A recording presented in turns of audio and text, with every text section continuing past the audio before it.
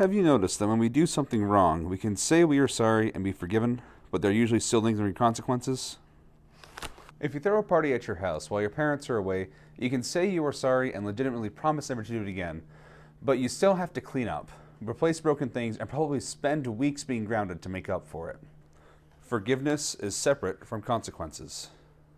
Our souls face the same result when we sin. The initial consequence is that we turn away from God or completely sever our relationship with Him. As a remedy, we can go to reconciliation and receive His total forgiveness and mercy. Our relationship with Him is strengthened and restored. However, there is a second consequence to sin called temporal punishment, or an unhealthy attachment to created things.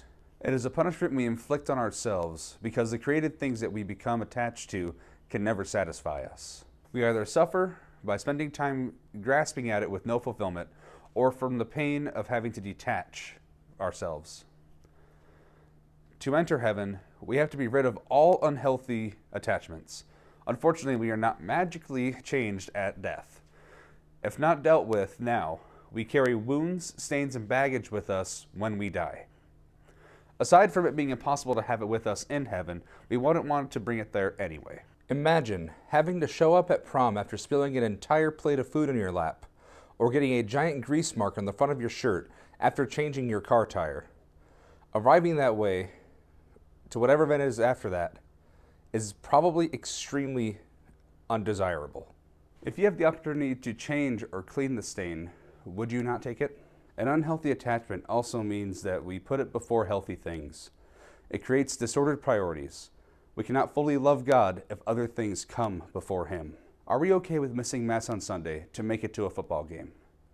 Do we often replace our time for prayer with social media binges or Netflix binges or literally any other time-consuming binge? Are we so concerned with feeling important and confident that we make others feel unimportant and small? No pain, no gain. We get rid of our disordered attachments by purifying our hearts. It's a process known as sanctification. The atonement offered for our sin through Jesus' suffering and death is applied to our souls. While we can purify our hearts in this life, a soul who has died without fully doing so finishes the process through a state called Purgatory. Either way, the process of purification offers us a great hope that we are never too far gone. God always forgives us when we seek Him, and with His grace, we can reorient our hearts completely toward Him again. Not only does He guide us back, but He gives us the opportunity to make right the things that we have done wrong. A soul in purgatory has died in God's friendship, but still suffers from the effects of sin. At this point, heaven is a guarantee. First, though, the consequences of sin must be dealt with.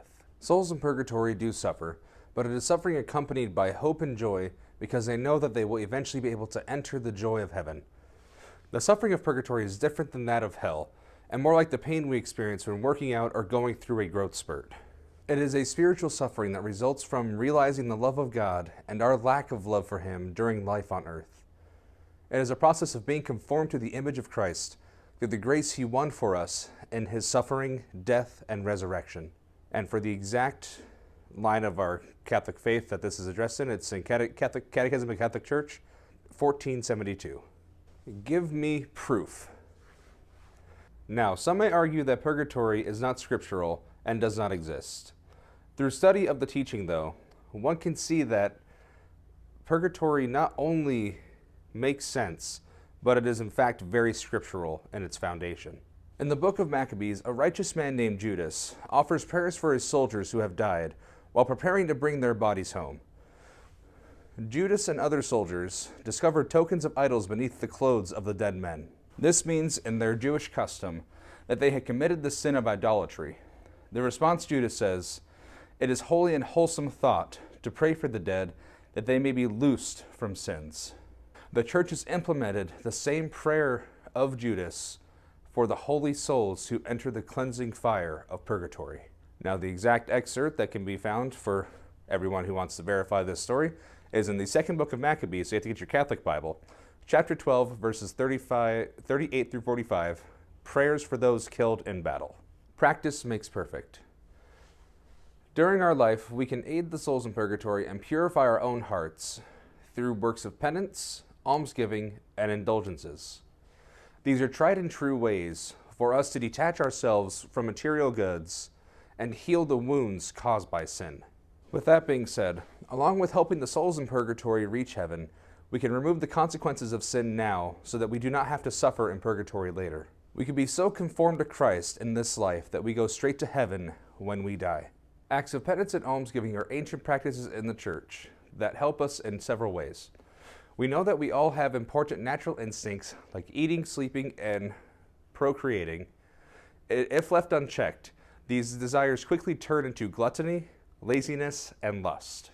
Practicing acts of penance, such as fasting from certain foods, giving up on social media or our video binge watching, or sleeping without a pillow, help discipline our bodies and keep our natural instincts in their proper place.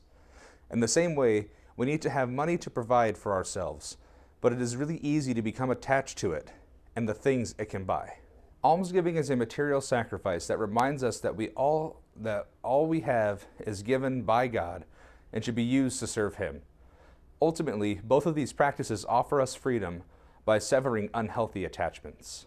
Indulgences have a tough reputation in the history of the Church.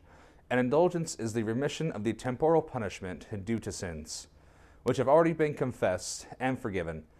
In mercy, the Church offers many opportunities to receive an indulgence. Now, there are two types of indulgences, plenary and partial. A plenary indulgence offers us complete remission of temporal punishment. To receive a plenary indulgence, we have to pray or do the prescribed action along with receiving the Eucharist, going to confession, and praying for the intentions of the Pope.